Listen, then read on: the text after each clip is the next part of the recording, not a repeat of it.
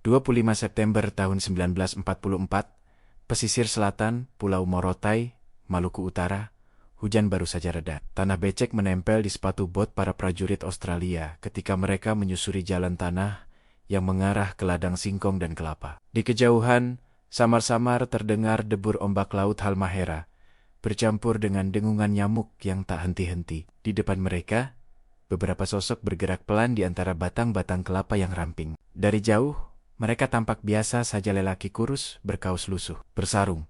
Sebagian memakai topi caping, sedang menenteng cangkul dan keranjang rotan, seperti petani lokal pada umumnya. Tapi sersan itu tidak tenang. Sersan William Bill Carter, anggota seksi pengintai dari 217 TH Battalion, Divisi 9, Australia, mengangkat tangan, memberi isyarat berhenti. Senapan Leonfield nomor 4 di pundaknya sedikit terangkat, jari berada dekat picu. Di sampingnya seorang prajurit pribumi dari unit Z Special Unit, Kopral Lucas, ikut menyipitkan mata. Lihat cara mereka jalan, sersan, bisik Lucas pelan, dengan logat Indonesia yang kental. Itu bukan cara jalan orang sini. Bill diam. Napasnya berat, bercampur bau tanah basah dan asap sisa pembakaran ladang. Ia memperhatikan. Petani di depan mereka melangkah dengan punggung terlalu tegak. Langkahnya teratur. Berat badan seperti selalu bertumpu kuat di tumit. Gerakan bahu kaku, bukan lentur seperti pekerja ladang yang biasa mengayun cangkul seharian. Dan ada satu hal lagi, cangkul di tangan salah satu petani terlalu baru. Besinya berkilat, seolah jarang menyentuh tanah. Kau lihat itu, gumam Bill. Cangkulnya lebih bersih dari sepatuku. Di belakang mereka, seorang letnan muda, Letnan John Harris, baru berumur 23 tahun, mengamati melalui teropong kecil. Di pinggangnya tergantung pistol Colt M1911, dan di punggungnya ransel dengan radio portabel yang berat. Dada masih terasa sesak oleh suara ledakan meriam yang malam tadi menghantam posisi Jepang di ujung pulau. Ini pasti mereka, ujar Harris pelan. Laporan intel bilang, sisa-sisa pasukan Jepang sedang menyamar sebagai penduduk lokal. Petani, nelayan, tukang kayu, tapi markas sudah kasih tahu. Kita harus anggap setiap wajah baru sebagai potensi prajurit musuh. Beberapa hari sebelumnya, di pos komando sekutu di pantai Morotai, peta-peta besar dibentangkan. Garis merah menandai titik-titik pendaratan, jalur patroli, dan lokasi yang dicurigai sebagai tempat persembunyian Jepang. Di atas meja, sebuah berkas tipis dari unit intelijen Angkatan Darat ASG, 2 intelligence diberi garis bawah tebal. Laporan tentang tentara Jepang yang menghilang ke dalam hutan dan desa, mengganti seragam dengan sarung dan topi caping. Kata-kata dalam laporan itu terus terngiang di kepala Harris. Jangan tertipu. Mereka bisa kelihatan seperti petani, tapi tetaplah anggap mereka prajurit. Sekarang, di hadapannya, peringatan itu terasa sangat nyata. Di ladang, salah satu petani mengangkat kepala, wajahnya tirus, kulitnya kecoklatan, mungkin karena berbulan-bulan di bawah matahari tropis. Ia tampak menatap sekilas ke arah rombongan Harris.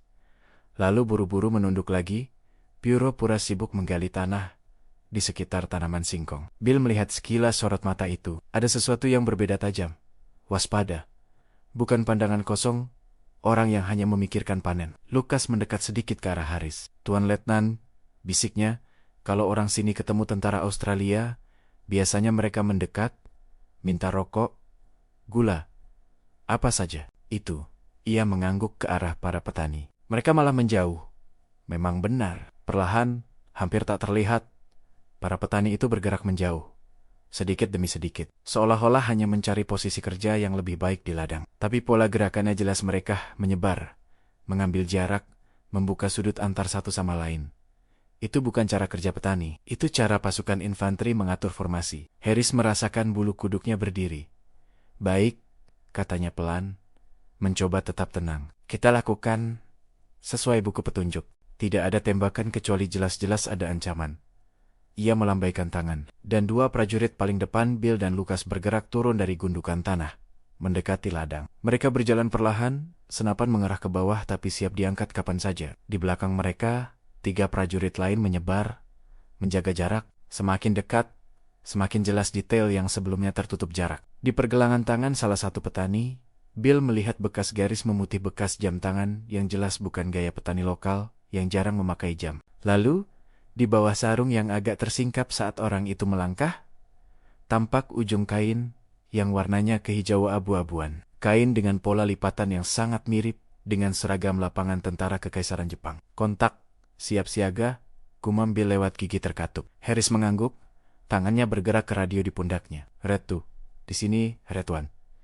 Kemungkinan kontak dengan target menyamar, koordinat." Ia menyebutkan titik perkiraan berdasarkan peta mentalnya. "Minta kesiagaan tembakan pendukung, tapi tahan sampai ada perintah." Radio menjawab dengan suara berdesis. Lalu suara operator. "Red 1, pesan diterima. Artileri siaga. Pastikan identifikasi sebelum kontak."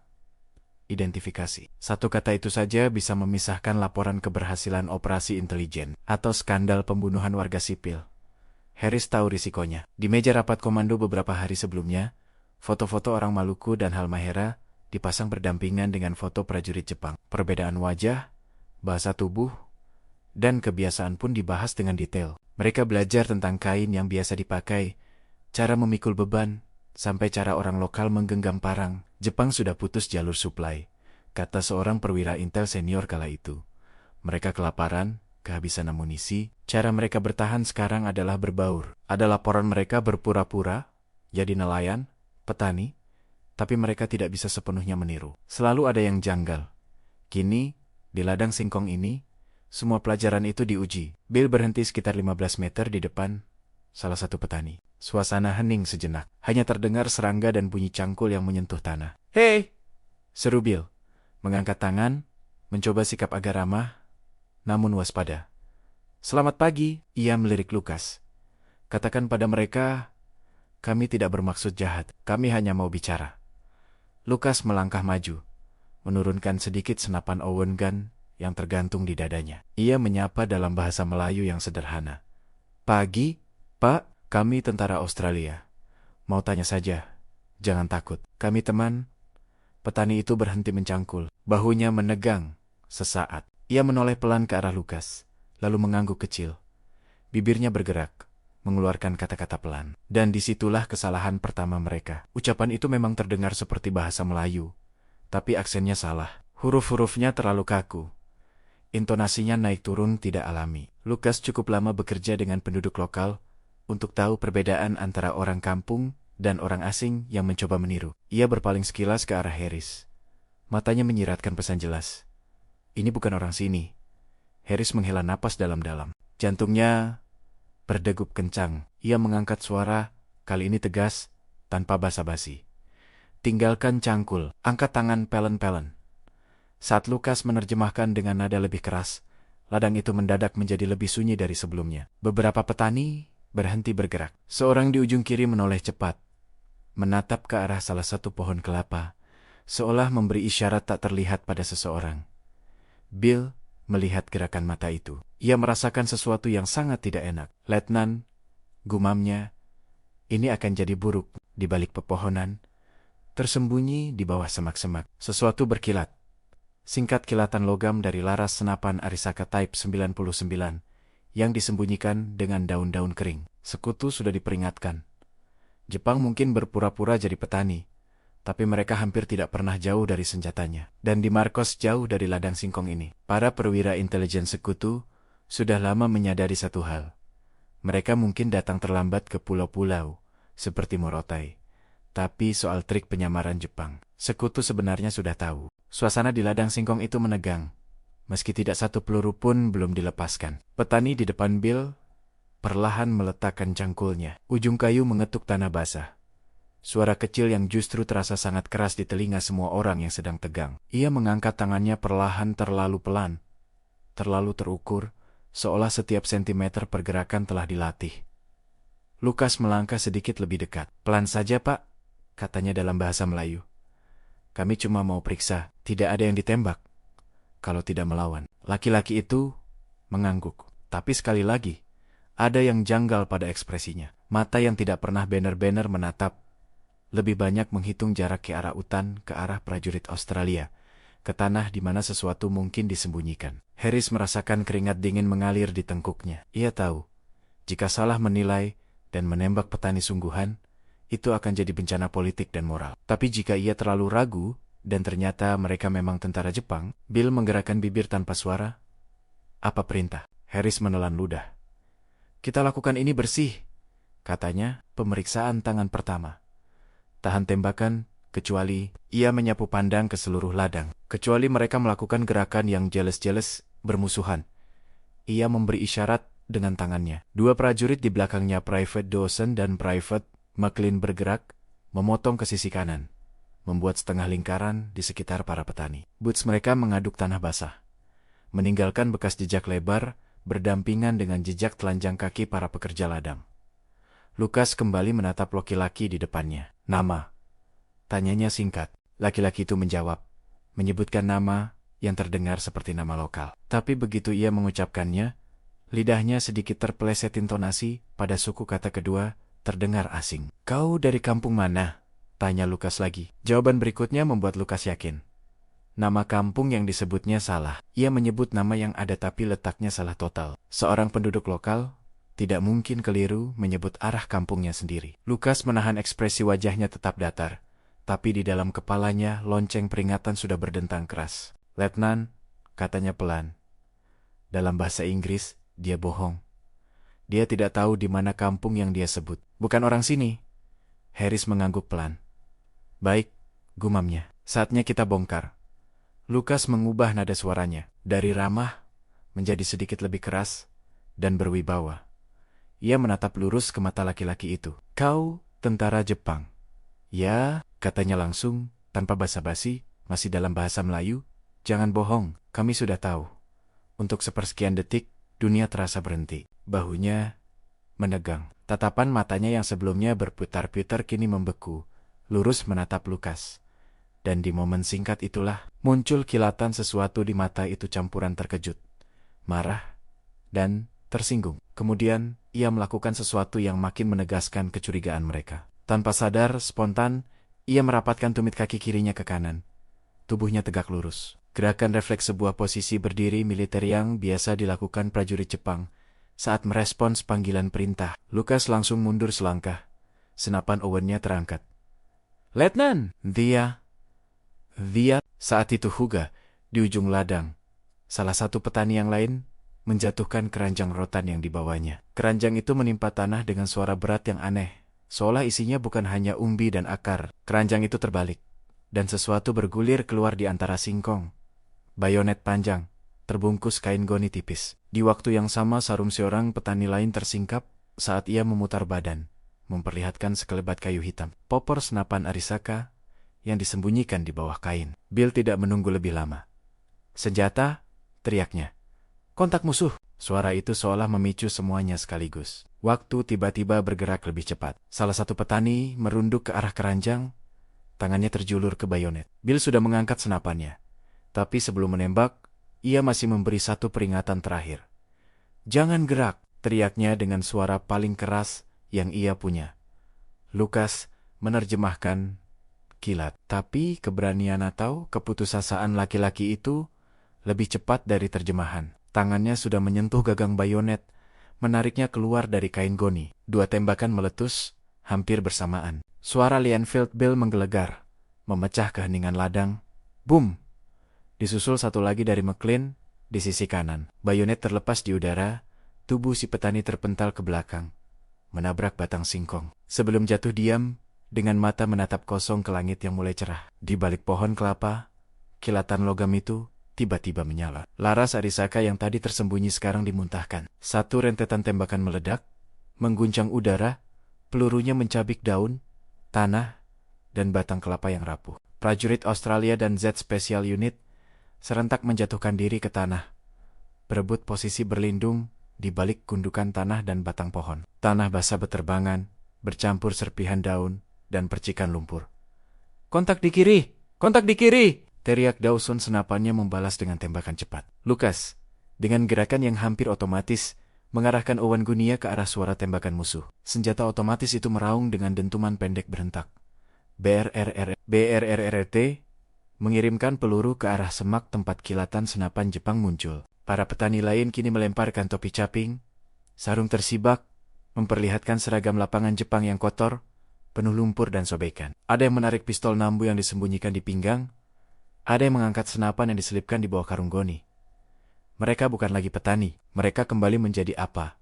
Mereka sebenarnya sisa pasukan infanteri tentara kekaisaran, terjebak di pulau yang kini dikuasai sekutu. Di radio di pundaknya, Harris berteriak, suaranya terdengar di sela desis statis. Red 2? Di sini. Red 1, kontak musuh. Identifikasi pasti pasukan Jepang menyamar sebagai petani. Koordinat sama. Kami terlibat baku tembak. Jawaban datang cepat. Red 1, dimengerti, artileri tidak bisa ditembakkan terlalu dekat lokasi kalian. Kalian harus tangani sendiri pertempuran jarak dekat itu. Unit pendukung sedang bergerak.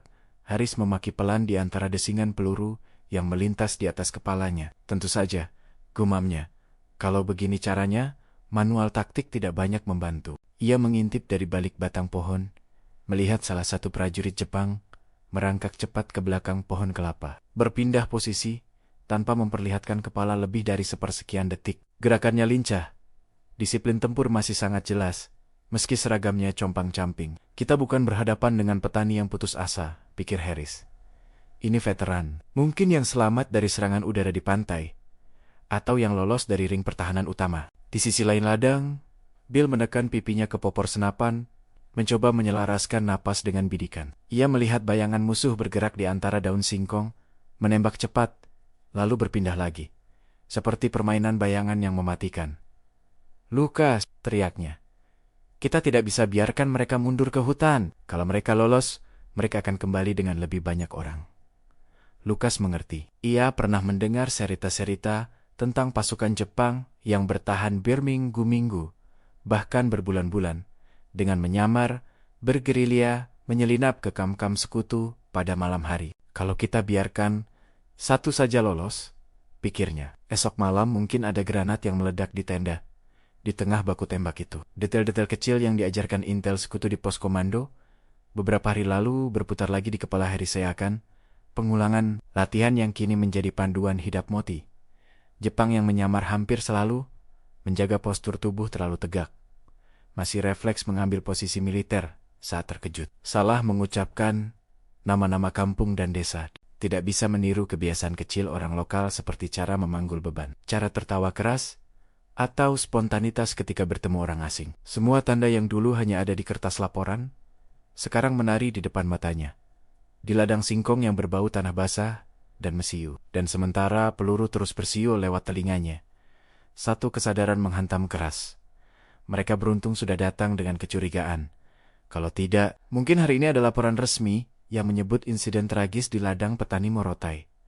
Tapi ini baru awal, karena di balik ladang ini, tersembunyi di tepi hutan lebat, ada sesuatu yang bahkan lebih berbahaya dari beberapa tentara Jepang yang menyamar. Rumah kayu kecil berdiri agak jauh di antara pohon kelapa, setengah tertutup rimbun daun. Dari luar, tampak sederhana seperti rumah petani yang biasa dipakai menyimpan alat dan hasil panen. Tetapi intel sekutu sudah mendapat laporan lain.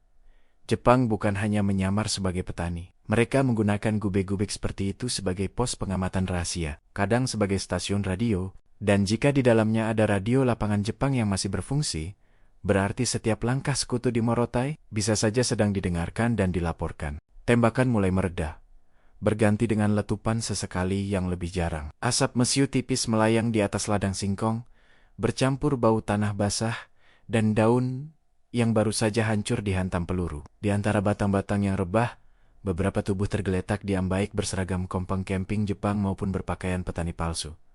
Ceasefire, sece, amunisi, teriak Harris sambil mengangkat tangannya. Suara tembakan pelan-pelan padam. Yang tersisa hanyalah desahan napas berat para prajurit, suara serangga, dan jauh di sana, debur ombak yang terus-menerus memukul pantai seolah tak peduli pada perang manusia. Bill menggeser senapannya ke posisi siap, bukan lagi menembak, tapi berjaga. Ia berjalan pelan di antara batang singkong, sepatu botnya menginjak tanah becek bercampur darah. Di depannya, laki-laki yang tadi meraih bayonet terbaring telentang. Topi capingnya terlempar beberapa meter jauhnya, memperlihatkan potongan rambut militer Jepang yang mulai panjang dan berantakan. Lucas jongkok di samping salah satu tubuh yang lain. Ia menarik pelan ujung sarung yang menutupi dada laki-laki itu. Di bawahnya, tampak sisa seragam lapangan Jepang warna hijau kusam, dengan kensing-kensing logam kecil yang masih menempel. Tidak salah, gumamnya pelan. Mereka memang tentara. Harris datang mendekat. Cari dokumen, buku catatan, apapun perintahnya. Kalau mereka menyamar, pasti ada perintah tertulis, peta, atau kode. Para prajurit mulai menggeledah tubuh-tubuh itu. Hati-hati, tapi terlatih. Disaku dalam salah satu jas lusuh yang dipakai sebagai penyamaran. Mereka menemukan buku kecil lusuh, diikat dengan tali. Kertasnya lembab dan mulai menguning, tapi tulisan kanji masih terlihat jelas. Harris menghela napas. Kita kirim itu ke Intel, katanya. Mungkin ada catatan tentang titik kumpul mereka, atau kontak lain di pulau. Lukas melihat sekeliling, ia menunjuk ke arah tepi ladang, di mana sebuah gubuk kayu kecil berdiri. Sebagian tertutup pohon kelapa dan semak. Tuan Letnan, katanya, rumah itu tidak biasa. Harris mengarahkan pandangannya ke sana. Sekilas, gubuk itu tampak seperti pondok penyimpanan hasil panen. Dinding papan, atap rumbia, pintu kayu sederhana yang sedikit miring. Tapi ada detail yang terasa janggal bahkan dari jauh. Lihat ventilasinya, kata Lukas. Kecil sekali. Biasanya orang sini bikin jendela lebih besar, biar angin masuk. Itu lebih mirip gubuk yang mau disembunyikan, bukan dipakai tidur, Bill mendelik. Atau dipakai untuk sesuatu yang tidak ingin dilihat orang luar, tambahnya. Harris merasakan perutnya mengencang. Ia memanggil dua prajurit lain mendekat, membentuk tim kecil. Bill, Lukas, kalian ikut aku, katanya. Dawson, McLean, kalian jaga ladang. Kalau ada yang tiba-tiba bangkit, pastikan dia tidak bangkit lagi. Mereka bergerak perlahan menuju gubuk. Setiap langkah diperhitungkan, setiap sudut diperiksa. Bill mengambil posisi agak di depan. Senapan terangkat. Lukas di sisi kiri, Owen gun di dada, siap nyalak jika ada pintu yang tiba-tiba terbuka. Harris berada sedikit di belakang. Radio masih menempel di pundaknya, siap mengabarkan jika mereka menemukan sesuatu yang besar. Semakin dekat, semakin jelas keanehan gubuk itu. Ada kabel tipis hampir tak terlihat yang mengarah dari sudut belakang gubuk menuju ke tanah, menghilang di antara semak. Bukan kabel listrik biasa, terlalu tipis, terlalu rapi. Letnan, bisik Bill, itu kelihatan seperti antena lapangan. Harris menyipitkan mata. Ia pernah melihat hal serupa di pelatihan Intel komunikasi. Kabel antena improvisasi yang dipakai radio lapangan untuk menjangkau jarak lebih jauh. Jantungnya berdegup lebih kencang. Kalau ini memang stasiun radio, pikirnya. Berapa lama mereka sudah mendengarkan kita? Lukas mengintip ke sekitar dinding gubuk. Di salah satu sisi, ada bekas alas kayu yang seperti sering diinjak beradjak sepatu bersol keras. Bukan sandal atau kaki telanjang. Polanya rapat, teratur, mencerminkan lalu lalang orang terlatih. Bill mengangkat tangan memberi isyarat berhenti. Ia mendekat ke pintu gubuk. Tubuhnya menempel ke dinding kayu yang lembab. Bisa jadi mereka pasang jebakan, bisiknya. Granat diikat ke pintu, atau kawat pemicu. Harris mengangguk. Kita buka pintu dari samping. Jangan berdiri tepat di depan. Lukas, siap tembak kalau ada gerakan. Bill mengeluarkan pisau kecil dari sabuknya. Dengan hati-hati, ia menyelipkan mata pisau di sela pintu dan kusen. Mencoba sedikit mengungkit, mencari resistensi yang tidak wajar, tanda kawat, tarikan, atau benda yang menahan dari dalam. Tak ada. Pelan-pelan, ia mendorong pintu. Engselnya berderit samar. Suara yang rasanya terlalu nyaring di tengah ketegangan. Begitu pintu terbuka beberapa sentimeter, bau khas langsung menyambut mereka, paduan antara kayu lembab, keringat manusia, dan sesuatu yang berbeda. Bau logam panas dan kertas terbakar samar. Bill mendorong pintu lebih lebar, lalu melangkah ke samping, memberi ruang pada Lukas yang mengarahkan moncong Owen gun ke dalam ruangan. Clear! Teriak Lukas setelah beberapa detik. Harris melangkah masuk, matanya langsung menyapu isi gubuk. Ruangan itu sempit, mungkin hanya cukup untuk 2 atau 3 orang berdiri. Di satu sudut, ada ranjang kayu sederhana dengan tikar yang sudah tipis. Di dinding, tergantung beberapa pakaian lusuh dan topi caping. Tapi yang paling menarik perhatian mereka adalah meja kecil di tengah ruangan. Di atasnya, berdiri sebuah radio lapangan Jepang tipe kotak logam, dengan beberapa knop, lubang ventilasi, dan panel depan yang penuh tulisan kanji. Di sampingnya, ada buku catatan terbuka, pensil yang patah, dan secangkir kaleng yang masih ada sisa kopi pekat yang sudah dingin. Antena kabel yang mereka lihat di luar jelas terhubung ke radio itu. Ya Tuhan, gumam Harris. Mereka memang punya stasiun radio di sini. Bill Menduket mengamati radio lebih dekat. Sepertinya masih hangat, katanya. Mungkin baru saja digunakan. Lukas mengangkat buku catatan dengan hati-hati. Di dalamnya ada deretan angka dan huruf pola-pola yang jelas, bukan tulisan biasa kode sandi. Ini tidak bisa dibaca sembarang orang, kata Lukas. Tapi intel di markas pasti suka sekali melihat ini. Harris mengangguk dalam-dalam. Dalam sekejap, skala masalah di depan mereka berubah. Ini bukan lagi hanya soal beberapa tentara Jepang yang mencoba bertahan hidup dengan menyamar. Ini berarti aktivitas intelijen aktif mereka mengamati, mencatat, dan mungkin mengirim laporan ke unit lain di pulau-pulau sekitarnya. Atau bahkan ke markas Jepang yang masih tersisa di Halmahera. Red One ke markas, kata Harris ke radio di pundaknya. Suaranya kali ini mantap, meski tegang. Kami telah menemukan stasiun radio lapangan Jepang tersembunyi di gubuk penyamaran. Ulangi, stasiun radioaktif, ada buku kode, permintaan tim intel. Bergerak ke posisi kami secepatnya.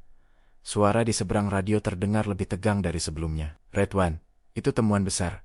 Pertahankan posisi, jangan rusak apapun. Tim intel dan spesialis sinyal sedang dikirim. Harris menutup komunikasi, menghela napas panjang. Ia menatap radio Jepang di atas meja kayu sempit itu. Berapa banyak percakapan kita yang mereka dengar, pikirnya. Berapa banyak rencana kita yang bocor. Di sudut ruangan, Bill memperhatikan sesuatu yang lain. Di bawah ranjang kayu, ada peti kecil. Ia jongkok, menariknya keluar. Tutupnya terkunci dengan kunci sederhana yang sudah berkarat. Peti ini terlalu rapi untuk petani, katanya. Izin, Letnan. Harris mengangguk. Dengan sekali hantam gagang senapan ke sisi kunci, kayu itu retak, dan kunci terlepas. Bill membuka peti itu perlahan. Di dalamnya terlipat rapi ada beberapa benda.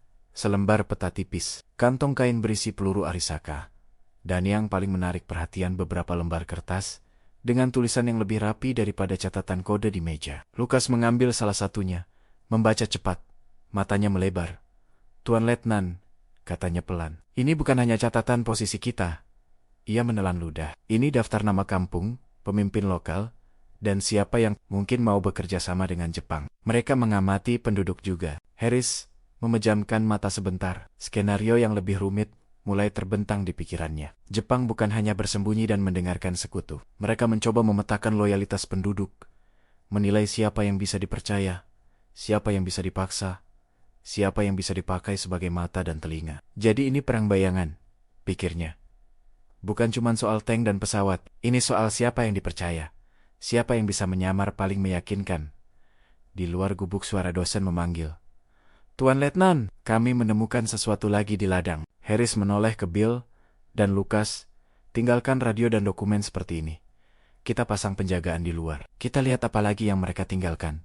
Ketika mereka keluar dari gubuk, cahaya matahari yang mulai condong menyambut dengan silau menyakitkan. Di ladang, dosen berdiri di dekat sebuah lubang kecil di tanah, tak jauh dari tempat salah satu petani tadi berdiri sebelum baku tembak. Di dalam lubang itu, sesuatu mengintip bukan singkong, bukan akar, melainkan kotak kayu kecil lain.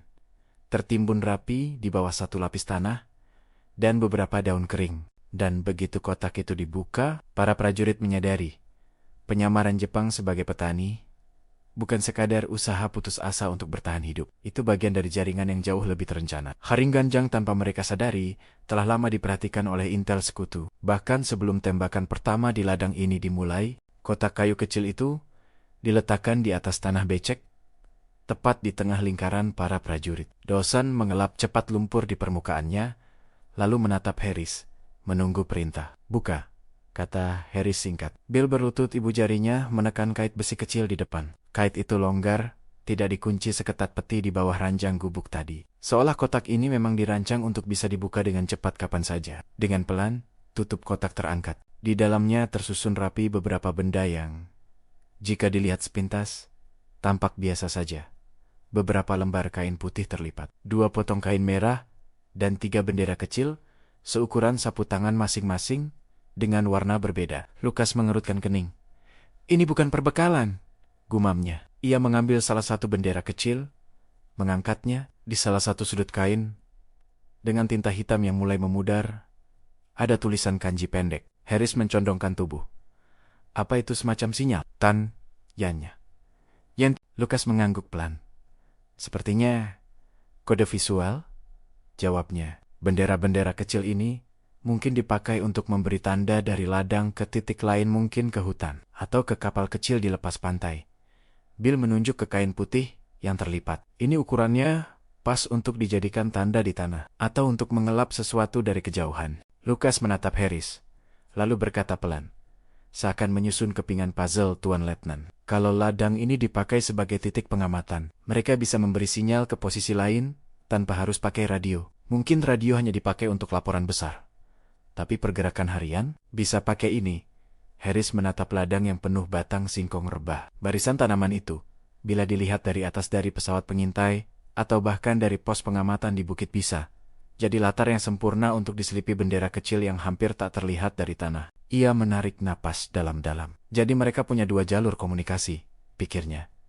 Radio untuk jarak jauh, bendera dan tanda visual untuk jarak dekat. Dosen menunjuk ke arah ujung ladang. Tuan, lihat itu, katanya. Di sana, di dekat batas ladang yang mengarah ke hutan, ada satu batang kelapa yang berbeda dari yang lain. Pada jarak pandang normal, tidak ada yang aneh, batangnya kurus, daunnya lebat. Tapi saat mereka mendekat, Lucas memperhatikan sesuatu. Di tengah batang, sekitar setinggi dada orang dewasa, ada segaris goresan melingkar yang tidak wajar, bekas pisau yang memotong kulit batang, meninggalkan lingkaran pucat. Ini penanda, kata Lucas. Orang sini biasa menandai pohon untuk memanjat kelapa, tapi biasanya goresan lebih kecil dan banyak. Ini satu, jelas, dalam, seperti penanda posisi. Bill menyapu pandangan ke sekitar. Kalau kau berdiri di sini, katanya, mengambil posisi tepat di bawah pohon bertanda, lalu kau lihat ke arah ladang. Ia mengangkat tangan, menunjuk garis imajiner di antara beberapa rumpun singkong dan kelapa. Kau bisa pakai bendera itu untuk membuat pola. Siapapun yang mengintip dari bukit kecil di sana, ia menunjuk ke gundukan tanah yang jauh di belakang ladang. Bisa baca sinyal tanpa perlu satu kata pun diucapkan. Harris merasakan sesuatu mengganjal di dadanya. Ia teringat kembali pertemuan di pos komando beberapa minggu sebelumnya, sebelum pendaratan besar-besaran di Morotai. Di dalam tenda komando yang lebar, kipas besar berputar lambat. Hampir tak terasa, peta-peta besar Maluku dan Halmahera terbentang di meja, garis-garis merah dan biru berseliweran, menandai rute kapal, posisi dugaan baterai artileri Jepang, dan desa-desa pesisir yang bisa dijadikan titik pengintaian. Mayor intelijen sekutu waktu itu, Mayor Collins, berdiri di depan para perwira dengan buku catatan tebal di tangan. Di sampingnya, ada perwira Belanda dari KNIL dan beberapa perwira lokal dari pasukan Hindia Belanda yang mengenal wilayah timur lebih baik. Jepang sudah lama di sini, kata Collins, menunjuk ke Halmahera dengan tongkat kayu. Mereka tidak hanya membangun bunker dan lapangan terbang. Mereka membangun jaringan orang-orang yang menjadi mata dan telinga mereka. Ia menunjuk beberapa titik kecil bertanda merah di peta. Kami telah mengumpulkan laporan-laporan dari penduduk, dari nelayan, dari orang-orang yang melarikan diri ke pihak kita. Polanya mulai terlihat. Di halaman belakang tenda, sebuah meja kecil memajang barang-barang yang disita dari lokasi-lokasi yang dicurigai.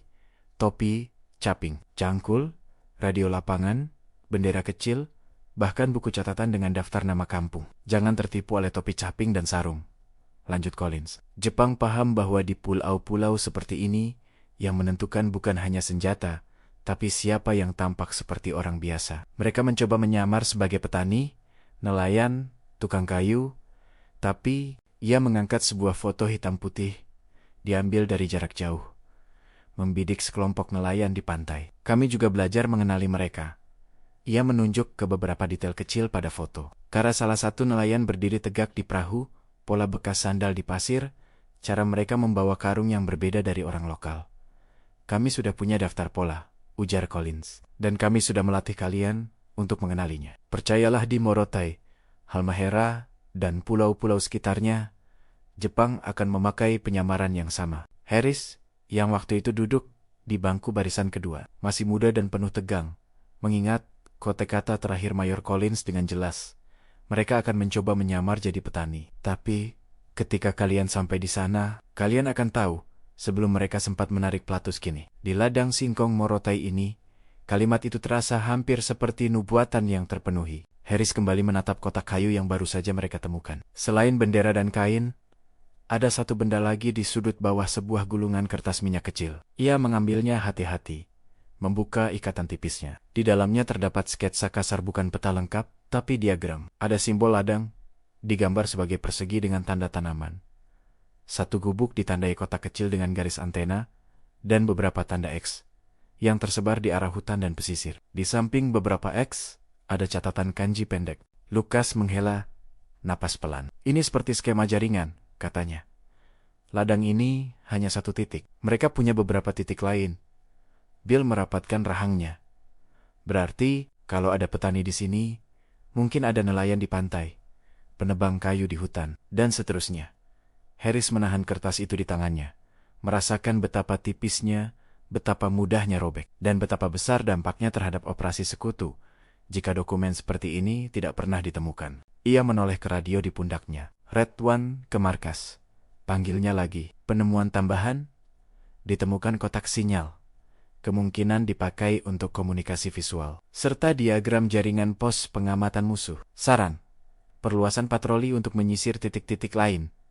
Di seberang, suara perwira komando terdengar lebih serius. Red One, laporan diterima. Ini mengkonfirmasi beberapa dugaan G2. Prioritas kalian sekarang, amankan semua dokumen dan peralatan. Jangan ada yang hilang. Tim Intel akan menjadikan lokasi kalian sebagai titik awal operasi pembersihan jaringan. Harris menutup komunikasi. Ia memandang Bill dan Lucas, lalu berkata pelan, tapi tegas, kita bukan lagi sekadar patroli rutin. Mulai sekarang, kita adalah mata pertama operasi Intel besar di pulau ini. Lucas mengangguk. Bill menarik napas panjang, menatap lagi ladang yang masih menyimpan sisa-sisa penyamaran musuh cangkul palsu. Keranjang rotan berat, caping yang berserakan. Aku selalu kira perang yang sesungguhnya ada di garis depan. Gumam Bill, tank, mohci, serangan udara. Tapi di sini, perang justru terlihat seperti kerja di kebun. Lucas tersenyum miris. Di tempat seperti Indonesia, Pak, perang memang sering lewat hal-hal kecil, katanya. Siapa yang tampak seperti orang lokal? Siapa yang tahu nama kampung dengan benar? Siapa yang benar-benar petani? Dan siapa yang pura-pura?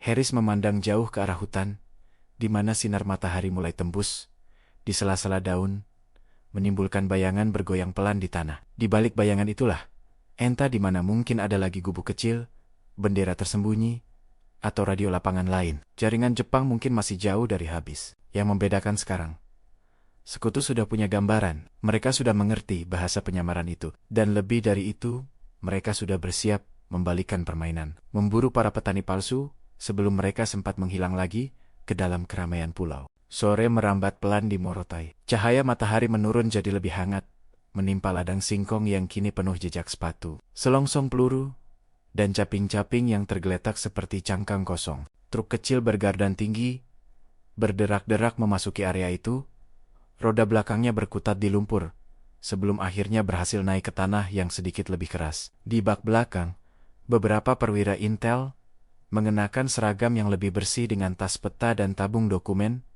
menggantung di bahu. Di antara mereka ada seorang kapten kurus berkacamata, wajahnya pucat, namun matanya hidup. Kapten Mori, perwira Intel H-2 yang namanya sudah berulang kali disebut di ropet-ropet komando. Begitu turun dari truk, ia langsung menyapu pandang ke sekeliling ladang. Jadi ini tempatnya, gumamnya, salah satu titik yang kita cari. Harris melangkah mendekat, memberi hormat singkat. Kapten, kami sudah amankan radio, buku kode, dan beberapa dokumen. Lapornya. Semua masih dalam kondisi asli, tidak ada yang kami ubah. More mengangguk sambil menjabat tangan Harris. Kerja bagus, Letnan, katanya. Kalian baru saja mempersingkat pekerjaan kami berminggu-minggu. Ia berjalan cepat ke arah gubuk, diikuti dua bintara Intel yang membawa tas kulit. Di dalam gubuk, mereka bergerak seperti dokter bedah di ruang operasi. Teliti, efisien, hampir tanpa suara yang tak perlu. Radio lapangan difoto dari berbagai sudut, buku kode dibuka pelan, dan difoto halaman demi halaman. Peta tipis dijepit di papan untuk dianalisis. Di luar, di dekat kotak kayu berisi bendera sinyal, Lucas duduk di batang kelapa yang tumbang, rokok di tangan, menatap langit yang mulai memerah. Bill berdiri di dekatnya, membersihkan senapannya dengan gerakan lambat. Kau tahu apa artinya semua ini? Tanya Bill, menghembuskan napas panjang. Lukas mengangkat bahu. Artinya perang ini tidak cuma diputuskan oleh siapa yang punya kapal perang lebih besar, Pak. Jawabnya. Tapi siapa yang lebih dulu tahu, siapa yang sedang menyamar jadi apa? Bill tertawa pendek, pahit. Benar juga. Beberapa jam kemudian, di pos komando sementara di tepi pantai, peta Morotai dibentangkan lagi. Lampu-lampu Petromax menggantung di atas meja, cahayanya berayun perlahan diterpa angin laut. Murray berdiri di depan peta, menunjuk beberapa titik yang baru ditandai dengan pensil merah. Di sekelilingnya, para perwira dari Australia, Amerika, dan Kenil duduk atau berdiri, memperhatikan. Ladang ini, katanya sambil menunjuk titik kecil di sisi selatan Morotai, bukan lokasi acak. Dari dokumen yang kalian temukan, terutama diagram di gulungan kertas minyak, dan catatan-catatan. Di buku Kesil kami bisa simpulkan beberapa hal. Ia menekan ujung pensil ke satu titik di peta, lalu menarik garis tipis ke arah pesisir. Pertama, ladang ini berfungsi sebagai pos pengamatan ke arah zona pendaratan utama sekutu. Jelasnya. Dari sini, mereka bisa menghitung jumlah truk, arah pergerakan pasukan, bahkan mungkin pola patroli. Ia menarik garis lain, kali ini ke arah hutan. Kedua, gubuk di tepi ladang yang dipakai sebagai stasiun radio, terhubung secara kode dengan setidaknya 2 titik lain di pulau. Dari catatan yang masih bisa kami baca, meski tanpa deskripsi penuh, ada rujukan berulang ke pos utara dan pos bukit. Seorang perwira Amerika mengangkat alis. Pos bukit, ulangnya. Murray mengangguk. Kemungkinan besar, titik pengamatan di dataran lebih tinggi. Mungkin menghadap ke jalur laut di sebelah barat. Jika benar, berarti Jepang mencoba membuat rantai pengamatan yang melingkari zona operasi kita. Ia lalu mengangkat buku kecil yang ditemukan di jaket salah satu petani. Dan yang ini, ia berhenti sejenak, menatap semua yang hadir. Mungkin lebih penting dari radio. Hening sejenak. Ini bukan hanya catatan komunikasi, lanjutnya. Ini semacam daftar nama kampung, kepala kampung, tokoh lokal. Di samping beberapa nama, ada tanda berbeda. Lingkaran, silang, atau garis. Perwira Ken El kurus, dengan kumis tipis maju sedikit, matanya tajam.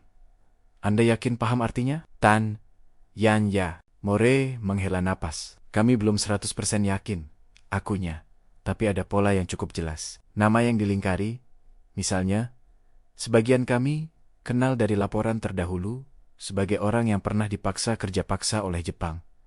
Nama yang disilang. Ada yang menurut laporan sebelumnya pernah menghindari kontak dengan Jepang. Garis panjang di samping nama lain. Bisa berarti simpatisan. Atau target yang sedang didekati. Ruangan itu terasa sedikit lebih dingin. Perang yang tadinya terasa seperti garis tebal di peta tiba-tiba berubah jadi sesuatu yang jauh lebih halus, garis-garis tipis di antara nama-nama manusia. Artinya, kata perwira Ken Il itu pelan. Jepang bukan hanya memetakan posisi kalian. Mereka memetakan posisi hati orang-orang di pulau ini. Murray menatapnya, lalu mengangguk. Persis. Harris berdiri di sudut ruangan, menyandar ke tiang tenda. Ia memperhatikan peta itu, mendengar penjelasan demi penjelasan. Baru beberapa jam lalu, ia berhadapan dengan petani yang salah menyebut nama kampung. Kini ia tahu, mungkin nama kampung itu diambil dari buku yang sama ini dari daftar yang dibuat entah berapa lama, dengan pengamatan yang tekun dan dingin. Berapa lama mereka menyiapkan semua ini, pikirnya. Berapa banyak pagi hari di ladang yang kita anggap biasa. Padahal ada yang sedang menghitung truk kita dari kejauhan. Murray menutup bukunya, lalu menatap seluruh ruangan. Kabar baiknya, katanya, nada suaranya sedikit lebih tegas. Kita tidak datang ke sini buta. Jauh sebelum pendaratan, tim intel udara kita bersama laporan dari penduduk yang melarikan diri sudah curiga bahwa Jepang akan menyamarkan pos pengamatan mereka sebagai aktivitas sehari-hari, ladang, perahu, gubuk. Iya, sahut seorang perwira Australia. Foto udara kami menunjukkan beberapa ladang yang posisinya janggal terlalu dekat dengan jalur rawan militer. Terlalu rapi di tengah hutan yang jarang diolah. Murray menunjuk salah satu foto hitam putih yang ditempel di samping peta. Dari atas, ladang itu tampak seperti kotak terang di tengah hijau pekat hutan. Di salah satu sudutnya, ada titik gelap kecil gubuk. Ladang yang hari ini kalian datangi Lanhut Muri termasuk di dalam daftar lokasi dengan pola mencurigakan. Kami sudah menandainya, bahkan sebelum marinir pertama menjejakkan kaki di pantai. Ia menoleh ke Harris. Jadi saat patroli kalian menemukan petani yang berjalan seperti tentara dan gubuk dengan kabel antena. Ia tersenyum tipis. Kalian sebenarnya hanya mengkonfirmasi sesuatu yang sudah lama kami duga. Harris mengangguk pelan. Ada rasa lega, tapi juga rasa ngeri. Lega karena mereka tidak sepenuhnya tersesat. Ngeri karena menyadari betapa lama kedua belah pihak saling mengamati dari kejauhan.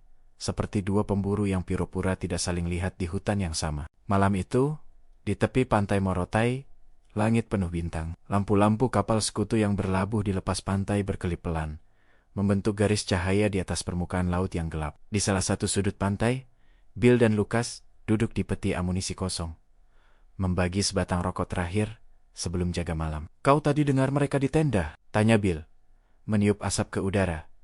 Lucas mengangguk. Tentang jaringan pos pengamatan itu? Ya, jawab Bill. Tentang bagaimana Jepang menyamar jadi petani, nelayan, apapun yang perlu. Dan bagaimana intel kita diam-diam sudah mengawasi mereka dari jauh. Lucas menatap gelombang kecil yang memukul pasir. Itu bukan hal baru di sini, katanya. Sebelum kalian datang, Jepang juga begitu. Mereka mengirim orang-orang yang pura-pura. Jadi pedagang, guru, bahkan kadang ustadz mengukur siapa yang bisa diajak, siapa yang harus diawas. Bill menoleh, sedikit tercengang. Kau serius? Lucas mengangguk. Perang di Nusantara ini sudah lama menembus pakaian sehari-hari. Bukan cuma seragam, kadang orang yang tampak paling biasa, yang sebenarnya membawa berita paling berbahaya. Ia berhenti sejenak, lalu menambahkan dengan suara lebih pelan. Hari ini kalian tahu beberapa petani ternyata tentara Jepang. Tapi di tempat lain, mungkin ada penjaga gudang yang sebenarnya mata-mata sekutu. Itulah perang bayangan. Bill terdiam. Kata-kata itu menggantung di udara, sejelas garis cahaya di cakrawala. Jadi, gumamnya akhirnya. Ketika kita melihat orang membawa cangkul, kita harus bertanya dalam hati. Dia menggali tanah atau menggali informasi? Lucas tersenyum tipis. Dan ketika Jepang melihat prajurit Australia ngobrol santai dengan orang kampung, mereka mungkin bertanya hal yang sama. Beberapa hari kemudian, operasi patroli Beser-Biseren dimulai. Dengan peta yang telah diperbarui, berdasarkan dokumen dari gubuk Morotai, regu-regu kecil bergerak menyisir jalur-jalur yang sebelumnya dibiarkan saja. Di satu pantai kecil, nelayan yang kapalnya selalu saja muncul di jam tertentu, mulai dicegat dan diinterogasi. Di balik tumpukan jala, ditemukan lampu sinyal dan buku catatan kecil penuh angka. Di pinggiran hutan, penebang kayu yang dianggap aneh karena tak pernah menjual kayunya ke kaum sekutu, ternyata membawa peta kasar, bunker-bunker Hipang. Di rumahnya yang tampak biasa, ditemukan sandi yang cocok dengan pola dari buku kode Morotai. Setiap penemuan baru dihubungkan ke jaringan yang pertama kali terbongkar di ladang singkong itu. Garis-garis merah di peta komando mulai membentuk pola yang jelas.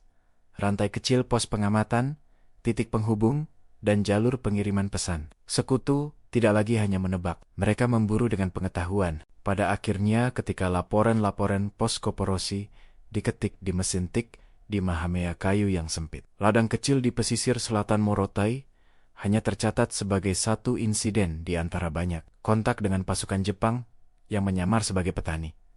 Pos radio musuh disita, dokumen intel penting diamankan. Tapi di balik kalimat kering itu, ada sesuatu yang jauh lebih besar. Sebuah momen ketika dua dunia saling berhadapan, tanpa lagi bisa bersembunyi di balik topi caping. Jepang boleh saja datang ke ladang dengan cangkul dan keranjang. Mereka boleh mengganti seragam dengan sarung.